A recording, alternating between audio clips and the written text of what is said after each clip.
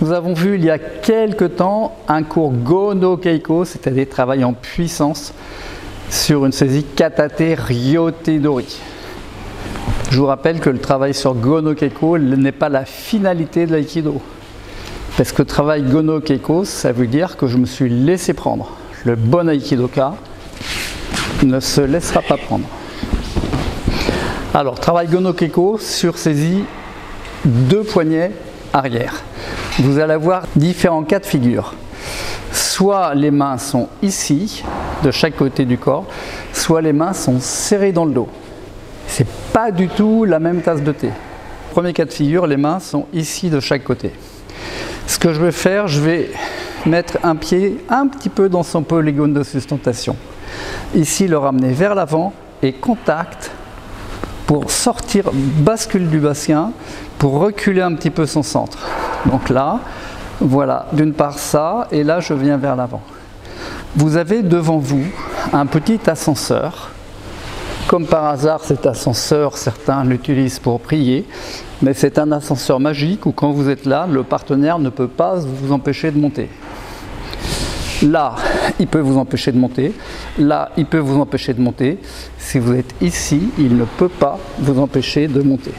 Si je suis loin, je me rapproche, le pied dans son polygone de sustentation. Et simultanément, petite bascule du bassin.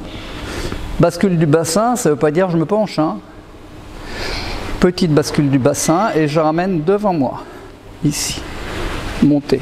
Et quand vous êtes là, tout est possible. Hein. Reculez. Poussez son ventre vers l'arrière et amenez-le devant. Montez. Ici. Voilà. Allez, on essaye s'il vous plaît.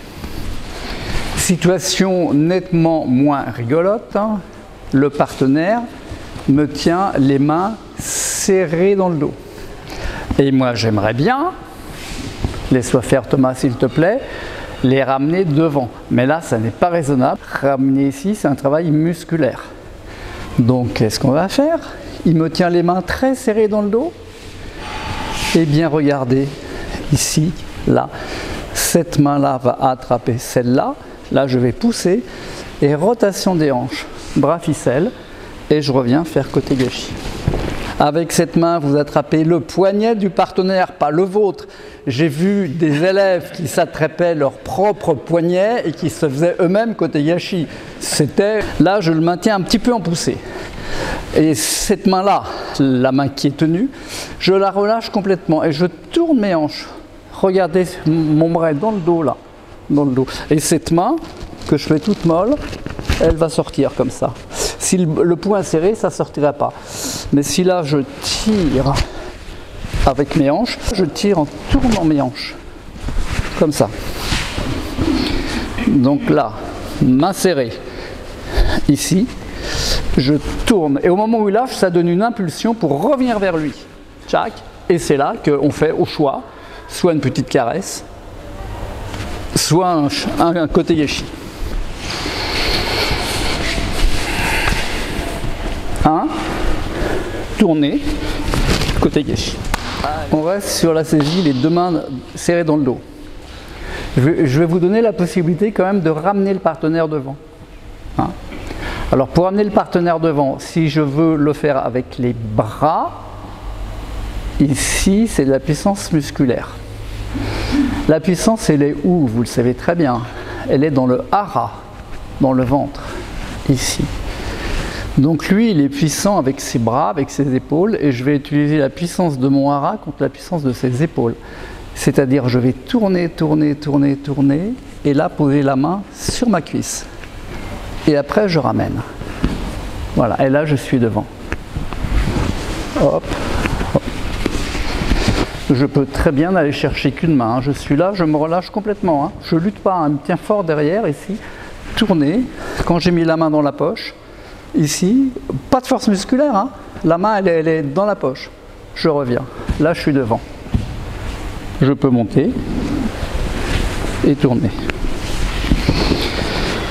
Et puis, si vous avez décidé de ramener les 2 mains, eh bien, tchoup, tchoup, tchoup, tchoup, vous allez chercher une main, choup, vous allez chercher l'autre main, vous montez et vous projetez, ok? Allez, go! Vous laissez les mains dans le dos et il faut être complètement relâché au niveau des hanches. Hein, donc je lutte pas avec les épaules, pas du tout. Tchouk, tchouk, tchouk, tchouk, bien tourner. Là. Et je dis, je vais chercher le petit mouton égaré là, qui est dans mon dos. Et là, je ramène, voilà. Montez, tournez, projetez. Ok? Allez, continue à travailler en Gono Keiko, mais sur l'attaque Ushiro Kubi Shime Katate Dori. Ok? Voilà. Petite précision. D'abord sur les étranglements, vous avez 3 types d'attaques au niveau du cou. Vous avez les étranglements, les strangulations et les clés de cou. Les étranglements, ça coupe l'air. La strangulation, ça coupe l'arrivée du sang au cerveau. Et les clés de cou, ça agit sur les cervicales. Dans les 3 cas, c'est létal. Et si quelqu'un veut vous prendre derrière, comme ça, tant que faire se peut, évitez la personne de mettre la saisie. Si vous tombez sur un judoka, à partir du moment où il a mis son pouce là, pour vous, vous comptez jusqu'à une demi-seconde, vous êtes par terre, raide. Donc il faut agir avant. Vous voyez, il arrive au moment où il veut prendre, il faut vraiment agir avant. Donc ce que je vais faire là, c'est un cours théorique. Donc c'est la même chose que sur Ushiro Ryote Dori, c'est-à-dire bascule du bassin, on monte, voilà. Et puis là, vous pouvez faire ce que vous voulez, Sankyo par exemple. Voilà. Si vous voulez éviter un petit peu l'étranglement, mettez pas le cou comme ça, rentrez le menton dans la poitrine pour que là vous protégiez un petit peu cette partie-là. Hein. Donc au moment où vous êtes saisi, là, voilà, la peau qui puisse pas aller faire sa petite affaire. Là, ici, bascule, montez, Sankyo. Là, on va ouvrir la main. Vous voyez là, ouvrez la main, venir prendre. Hop. Et allez, à vous de jouer. Maintenant, un petit problème. Le mouvement d'avant, si je l'ai fait correctement, au moment où je fais ma bascule du bassin, ça met le partenaire un petit peu en déséquilibre. Ces étoiles du haut là sont en déséquilibre, sont décalées par rapport aux hanches. Mais là, le partenaire va arriver et je ne vais pas pouvoir faire la bascule du bassin parce qu'il aura pris mon centre et c'est moi qui vais être en déséquilibre arrière. Donc je vais avoir mes épaules qui vont pas être à la verticale. En bon aikidoka, je vais utiliser ça à mon avantage, c'est-à-dire je vais accentuer le déséquilibre pour l'emmener et le faire chuter. Vous voyez, je suis là, voilà, je vais faire ma bascule du bassin, mais hop, il prend mon centre. Hop! Et là, j'ai mes épaules en arrière. Donc ce que je vais faire, là, je vais monter cette main ici, attraper son coude, accentuer les équilibres, me retourner. Voilà. Comme il me tire en arrière, si j'accentue, lui, ça le met en déséquilibre aussi. Hein. Donc je suis là, ici, là, cette main-là monte, ça ne peut pas trop m'empêcher. Et vous voyez, j'accentue un peu le déséquilibre, j'attrape ici, je me retourne. Et c'est lui qui tombe. Je vais faire la bascule, c'est lui qui prend son. Aïe! Je monte, j'attrape bien ici, je me retourne et je pose. Allez!